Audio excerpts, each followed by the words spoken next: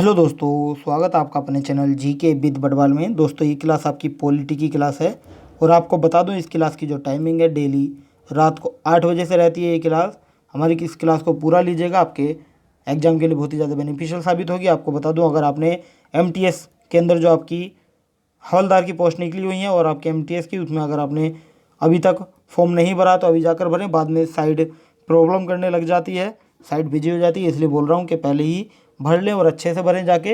अगर cyber cafe से भराते हैं तो एक एक डिटेल आपकी अपनी आप देखते चलेंगे, चेक करके जब भरवाएंगे, ठीक है। चलिए क्लास स्टार्ट करते हैं। आज का जो हमारा टॉपिक था वो था हमारा पार्ट 2। किसका? पार्ट 1 हमने आज कल करा दिया था आपका, राज्य के नीति निर्देशक सिद्धांत।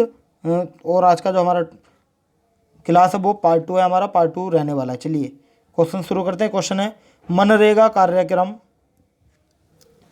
चलिए देखिए, माफ़ करना, राज्य के नीति निर्देशक तत्व हैं, वो सिद्धांत नहीं है, ठीक है। चलिए क्वेश्चन है मनरेगा कार्यक्रम निम्नलिखित में से भारतीय संविधान के किस अनुच्छेद को लागू करने के हेतु लाया गया? ये लाया गया था अनुच्छेद 43 को। ऑप्शन नंबर ए हो जाएगा राइट आंसर, अनुच्छेद 43 इसका राइट आंसर हो जाएगा। अगले क्वेश्चन पर हम चलते हैं, शेयर कर दीजिएगा वीडियो को। चलिए 42वें संविधान संशोधन द्वारा किस अनुच्छेद के माध्यम से श्रमिकों की प्रबंधन में भागीदारी सुनिश्चित की गई? किस में की गई? ये की गई अनुच्छेद 43 का ए। ऑप्शन नंबर डी होगा यहाँ आपका right answer. Option number D is the right answer. अगला क्वेश्चन हमारा है संविधान के किस अनुच्छेद के द्वारा उद्योग के प्रबंधन में कर्मकारों की भागीदारी का प्रावधान दिया गया है? किस में दिया गया है? ये दिया गया है अनुच्छेद 43 का ए। ऑप्शन नंबर बी आपका यहाँ राइट होगा। अगला क्वेश्चन है हमारा क्वेश्चन नंबर 32। भारत में न्यायपालिका का कार्यपालिका से पृथककरण किसके व्यादेशित है? किसके व्यादेशित है? ये है हमारा राज्य की नीति के निर्देशक तत्व द्वारा। ऑप्शन नंबर बी आपका राइट आंसर हो जाएगा। अगला हमारा क्वेश्चन है राज्य के नीति निर्देशक सिद्धांतों के निम्नलिखित अनुच्छेदों में से कौन सा अंतर्राष्ट्रीय शांति और सुरक्षा के संवर्धन से संबंधित है? कौन सा है? अनुच्छेद 51 है। कौन सा? अनुच्छेद 51। ऑप्शन नंबर यहाँ ए हो जाएगा आपका राइट आंसर। अगले क्वेश्चन पर चलते हैं। देखिए विस्तार से थोड़ा बताया जाए, अनुच्छेद 51 किससे बताया था मैंने? ये बताया था अंतर्राष्ट्रीय शांति और सुरक्षा के संवर्धन से। अनुच्छेद 48 का क्या किससे है? ये पर्यावरण संरक्षण तथा संवर्धन और वन जीवों की रक्षा से है। यह मैं आपको बता दूं, नोट करते चलेंगे, आ सकता है आपके एग्जाम में। अनुच्छेद 43 का क्या किससे है? ये उद्योगों के प्रबंधन से है, यानी उद्योगों के प्रबंधन में जो कर्मकारों के भाग लेने का जो अधिकार होता है उससे है। और अनुच्छेद 41 किससे है? यह है काम से, शिक्षा से और लोक सहायता पाने के अधिकार से, ठीक है। अगला क्वेश्चन हमारा है भारत के संविधान में अंतर्राष्ट्रीय शांति और सुरक्षा की अभिवृद्धि का कहाँ उल्लेख है? कहाँ उल्लेख? ऑप्शन करेंगे। उल्लेख दिया गया है हमारा राज्य की नीति के निर्देशक तत्वों में। ऑप्शन नंबर बी हो जाएगा यहाँ आपका राइट आंसर। अगला क्वेश्चन हमारा है भारतीय संविधान का कौन सा भाग अंतर्राष्ट्रीय शांति और सुरक्षा के प्रति राज्य के उत्तरदायित्व का उल्लेख करता है? कौन सा करता है? ये करता है राज्य की नीति के निर्देशक सिद्धांत। ऑप्शन नंबर सी हो जाएगा आपका यहाँ राइट आंसर। अगला हमारा क्वेश्चन है भारतीय संविधान का कौन सा अनुच्छेद भारत की विदेश नीति से संबंधित है? कौन सा है? ये है हमारा अनुच्छेद 51। कौन सा? अनुच्छेद 51। ऑप्शन नंबर डी आपका राइट आंसर हो जाएगा। अगला क्वेश्चन हमारा है निम्नलिखित में से कौन संविधान के 42वें संशोधन द्वारा नीति निर्देशक तत्वों में नहीं जोड़ा गया? कौन सा नहीं जोड़ा गया? ये था हमारा समान आचार संहिता नहीं जोड़ा गया। ऑप्शन नंबर सी हो जाएगा यहाँ राइट आंसर आपका। अगला क्वेश्चन है संविधान के 42वें संशोधन द्वारा निम्नलिखित में से कौन सा सिद्धांत राज्य की नीति के निर्देशक तत्वों में जोड़ा गया था? कौन सा सिद्धांत जोड़ा गया था? ये जोड़ा था उद्योगों के प्रबंधन में कामगारों की सहभागिता जोड़ा गया था। ऑप्शन नंबर बी आपका यहाँ राइट हो जाएगा। अगले की बात की जाए तो अगला क्वेश्चन है संविधान निम्न में से किसके शोषण के विरुद्ध अधिकार स्वीकृत करता है? बच्चों के, स्त्रियों के, जनजातियों के, दलितों के? किसके करता है? देखिए ये बच्चों के भी करता है और स्त्रियों के करता है, जनजातियों के करता है, दलितों के नहीं करता। ऑप्शन नंबर इसमें 1 2 3 1 2 3 ऑप्शन नंबर सी आपका यहाँ राइट आंसर हो जाएगा। Option number C is the right answer. अगला क्वेश्चन हमारा है, निम्नलिखित में से कौन एक राज्य का नीति निर्देशक तत्व नहीं है? मद्य निषेध, गौ संरक्षक, पर्यावरण संरक्षण, 14 वर्ष की आयु तक के बच्चों को निःशुल्क शिक्षा। कौन सा नहीं है पूछा गया है। देखिए ये 14 वर्ष की आयु तक के बच्चों को निःशुल्क शिक्षा इसके अंदर नहीं है। ऑप्शन नंबर डी आपका यहाँ राइट हो जाएगा। अगला हमारा है, निम्नलिखित में से कौन सा राज्य का नीति निर्देशक तत्व नहीं है? कौन सा नहीं है? मादक पेय के उपभोग का निषेध करना है, गायों और बछड़ों को के वध का निषेध करना भी है, पर्यावरण के संरक्षण तथा संवर्धन भी है, 16 वर्ष की आयु तक के बच्चों का निःशुल्क नहीं है। ऑप्शन नंबर यहाँ आपका डी हो जाएगा right answer. Option number D is the right answer. अगले क्वेश्चन पे चलते हैं। अगला क्वेश्चन है, निम्नलिखित में से कौन सा राज्य की नीति के निर्देशक तत्वों में शामिल है? कौन सा शामिल है? ये हो जाएगा मानक के दुर्व्यापार और बलात् श्रम का प्रतिषेध, दूसरा मादक पेयों और स्वास्थ्य के लिए हानिकारक औषधियों प्रयोजनों से भिन्न उपभोग का प्रतिषेध, ये हानिकारक है। तो इसमें आपको बताना, देखिए इसमें दूसरा सही हो जाएगा, पहला गलत हो जाएगा, यानी आपका केवल 2 सही होगा। ऑप्शन नंबर बी आपका राइट हो जाएगा। अगला क्वेश्चन हमारा, भारतीय संविधान में प्रतिष्ठापित राज्य की नीति के निर्देशक तत्वों के अंतर्गत निम्नलिखित प्रावधानों पर विचार आपको करना है। भारतीय नागरिकों के लिए समान नागरिक या सिविल संहिता सुरक्षित करना, क्या ये सही होगा?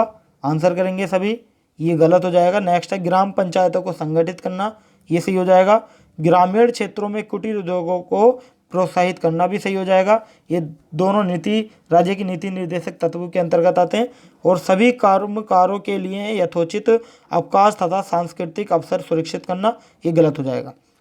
तो दूसरा और तीसरा हो जाएगा राइट आंसर, यानी ऑप्शन नंबर बी हो जाएगा। केवल 2 और 3, option number B is the right answer. अगला है, निम्नलिखित में से भारत के संविधान के किसमें पर्यावरण संरक्षण एवं संवर्धन तथा वन व वन्य जीवन की रक्षा के प्रावधान पाए जाते हैं? किसमें पाए जाते हैं? ये पाए जाते हैं हमारे केवल राज्य के नीति निर्देशक तत्वों में, केवल मूल कर्तव्यों में, यानी कि ऑप्शन नंबर सी हो जाएगा right answer. Option number C, A और बी दोनों हो जाएगा राइट आंसर। अगला है, निम्न में से कौन एक राज्य के नीति निर्देशक सिद्धांतों में सम्मिलित है? कौन है सम्मिलित, ये आपको बताना है। पहला देख लेते हैं, राज्य देश के पर्यावरण के संरक्षण तथा संवर्धन का प्रयास करेगा, सही हो जाएगा। राज्य किसी व्यक्ति को कानून के समक्ष समानता से मना नहीं करेगा, गलत हो जाएगा। राज्य किसी व्यक्ति को उसके धर्म, कुल, जाति, लिंग अथवा जन्म स्थान के आधार पर प्रभेद नहीं करेगा, गलत हो जाएगा। अस्पृश्यता का प्रवर्तन नहीं करेगा, गलत हो जाएगा। अस्पृश्यता का प्रवर्तन गलत हो जाएगा। इसका राइट आंसर केवल और केवल ए हो जाएगा right answer. Option number A आपका राइट आंसर हो जाएगा। अगले क्वेश्चन की बात की जाए तो अगला क्वेश्चन है, राज्य के नीति निर्देशक सिद्धांतों में निम्न में से किसके बारे में संविधान शांत है? किसके बारे में शांत है? प्रौढ़ शिक्षा। कौन सी? प्रौढ़ शिक्षा। ऑप्शन नंबर ए आपका यहाँ राइट आंसर हो जाएगा। अगला क्वेश्चन हमारा है, निम्नलिखित में से कौन सा एक राज्य का नीति निर्देशक सिद्धांत संविधान में बाद में जोड़ा गया? कौन सा जोड़ा गया? ये मुफ्त कानूनी सलाह जोड़ा गया, मुफ्त कानूनी सलाह जोड़ा गया। ऑप्शन नंबर सी आपका राइट हो जाएगा। अगला क्वेश्चन है, राष्ट्रीय विधिक सेवा प्राधिकरण के संदर्भ में निम्नलिखित कथनों पर आपको विचार करना है। देखिए 2 कथन दिए गए हैं। पहला है, इसका उद्देश्य समान अवसरों के आधार पर समाज के कमजोर वर्गों को निःशुल्क एवं सक्षम विधिक सेवाएं उपलब्ध कराना है। इसका क्या पहला सही हो जाएगा? पहला बिल्कुल सही हो जाएगा। बात की जाए दूसरे की तो दूसरा, यह देश भर में विधिक कार्यक्रमों और योजनाओं को लागू करने के लिए राज्य विधिक सेवा प्राधिकरण को निर्देश जारी करता है।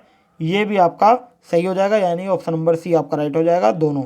अगला क्वेश्चन है, भारत में विधिक सेवा प्रदान करने वाले प्राधिकरण निम्नलिखित में से किस प्रकार के नागरिकों को निःशुल्क विधिक सेवाएं प्रदान करते हैं?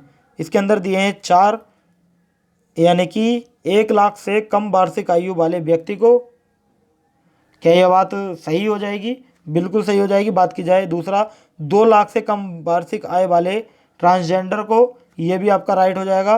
तीसरा, 3 लाख से कम वार्षिक आय वाले अन्य पिछड़े वर्ग ओबीसी के सदस्य को, गलत हो जाएगा। सभी वरिष्ठ नागरिकों को, यह भी गलत हो जाएगा। पहला और दूसरा सही होगा। ऑप्शन नंबर ए आपका यहाँ राइट आंसर हो जाएगा। अगला क्वेश्चन हमारा है, देखिए इनमें से कौन राज्य के नीति निर्देशक सिद्धांतों में सम्मिलित नहीं है? कौन सा नहीं है? ये हो जाएगा सूचना का अधिकार सम्मिलित नहीं है। ऑप्शन नंबर डी आंसर आपका राइट हो जाएगा। अगला क्वेश्चन है हमारा, निम्नलिखित में से कौन सा नीति निर्देशक तत्व है? कौन सा है नीति निर्देशक तत्व? यह समान नागरिक संहिता है हमारा। ऑप्शन नंबर ए आपका राइट हो जाएगा, समान नागरिक संहिता। अगला क्वेश्चन है, निम्नलिखित में राज्य के नीति निर्देशक सिद्धांतों के विषयों की पहचान आपको करनी है। मद्य निषेध, क्या ये सही होगा? मद्य निषेध बताना है, सही होगा, सही हो जाएगा। फैक्ट्री एवं खानों में बाल श्रम निषेध, ये गलत हो जाएगा। बेगार अथवा बालात श्रम निषेध, ये भी गलत हो जाएगा। अस्पृश्यता निषेध, ये भी गलत हो जाएगा। इसका राइट आंसर क्या होगा? पहला, यानी कि ऑप्शन नंबर यहाँ ऑप्शन नंबर सी आपका राइट हो जाएगा, पहला। चलिए अगला क्वेश्चन है, निम्न में से कौन एक राज्य के नीति निर्देशक तत्वों में नहीं है? राज्य सुनिश्चित करने का प्रयास करेगा कि, क्या प्रयास करेगा? ये प्रयास करेगा पुरुष और महिलाओं को समान कार्य हेतु समान वेतन, गलत। जीविकोपार्जन हेतु पर्याप्त साधनों का समान अधिकार, गलत। अस्पृश्यता उन्मूलन, राइट आंसर आप माफ करना, ऑप्शन नंबर सी हो जाएगा राइट आंसर। अस्पृश्यता उन्मूलन, option number C is the right answer. अगला क्वेश्चन है, राज्य के नीति निर्देशक सिद्धांत का एक ऐसा चेक है जो बैंक की सुविधा अनुसार अदा किया जाता है, किसने कहा था? ये कहा गया था के टी शाह द्वारा। किसने कहा था? के टी शाह ने कहा था। ऑप्शन नंबर डी आपका राइट हो जाएगा। अगला हमारा क्वेश्चन है, भारत के संविधान के संदर्भ में निम्नलिखित कथनों पर आपको विचार करना है। देखिए ये 3 दिए गए हैं, मूल अधिकार, मूल कर्तव्य, राज्य की नीति निर्देशक तत्व। भारत सरकार द्वारा आरंभ किए गए राष्ट्रीय सामाजिक सहायता कार्यक्रम में भारत के संविधान के उपयुक्त उपबंधों में से कौन सा या कौन से पूरे होते हैं? मूल अधिकार, क्या राइट हो जाएगा? मूल अधिकार आपका गलत हो जाएगा। मूल कर्तव्य भी गलत हो जाएगा। राज्य की नीति निर्देशक तत्व, ये आपका राइट हो जाएगा, यानी कि आपका तीसरा सही हो जाएगा। इसका ऑप्शन दिया गया है, ऑप्शन देख लेते हैं। केवल तीसरा, ऑप्शन नंबर बी आपका राइट आंसर हो जाएगा। चलिए अगले क्वेश्चन पर हम चलते हैं। अगला क्वेश्चन है, भारतीय संविधान के भाग 4 में दिए गए निर्देशित सिद्धांतों में निम्न में से कौन सा सूचीबद्ध है? समान कार्य के लिए समान वेतन, क्या ये बात सही होगी? गलत, सही हो जाएगी। समान नागरिक संहिता, ये भी सही हो जाएगी। छोटे परिवार का मानदंड, ये गलत हो जाएगा, भाग 4 में नहीं है। प्राथमिक स्तर पर मातृभाषा में शिक्षा, ये भी गलत हो जाएगा। इसका राइट आंसर पहला और दूसरा हो जाएगा, यानी कि पहला और दूसरा, ऑप्शन नंबर बी है आपका राइट आंसर। अगला क्वेश्चन हमारा है, देखिए आज का सेशन हमारा यहीं समाप्त होता है। वीडियो अच्छी लगी हो तो वीडियो को लाइक करें, चैनल को सब्सक्राइब करें और बेल आइकन दबा दें ताकि आने वाली हर अपडेट आपको समय पर मिलती रहे। ये देखिए मैं आपको बता दूं, राज्य के नीति निर्देशक तत्व का जो हमारा पार्ट 2 था, इसमें हमने आज ये वाला टॉपिक आपका कंप्लीट करा दिया है। कल हमारा टॉपिक होगा मूल कर्तव्य। कौन सा? मूल कर्तव्य हमारा टॉपिक रहने वाला। कल हमारे साथ जुड़े रहिएगा। चलिए इस क्लास की पीडीएफ आपको टेलीग्राम चैनल पर मिल जाएगी, वहाँ जाकर आप हमें ज्वाइन करिए। वीडियो के डिस्क्रिप्शन में टेलीग्राम चैनल का लिंक दिया है, वहाँ जाकर आप हमें ज्वाइन कर सकते हैं। तो आज के लिए इतना ही, कल फिर मिलते हैं नेक्स्ट टॉपिक के साथ। Thank you so much.